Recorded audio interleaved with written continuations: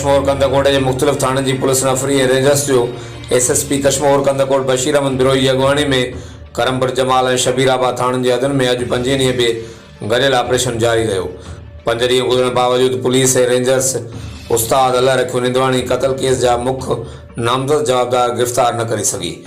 5 ॾींहं अॻु हथियारबंद नाथा बेदर्दी सां शहीद थियल उस्ताद अल्लाह रखियो निंदवाणी जे क़ातिलनि जी गिरफ़्तारी लाइ कूकारी गैंग ख़िलाफ़ ऑपरेशन जारी आहे। एसएसपी कश्मीर कंदकोट जो चवणु हो त दौरान ऑपरेशन कुछ शकी माण्हुनि खे गिरफ़्तार कयो आहे।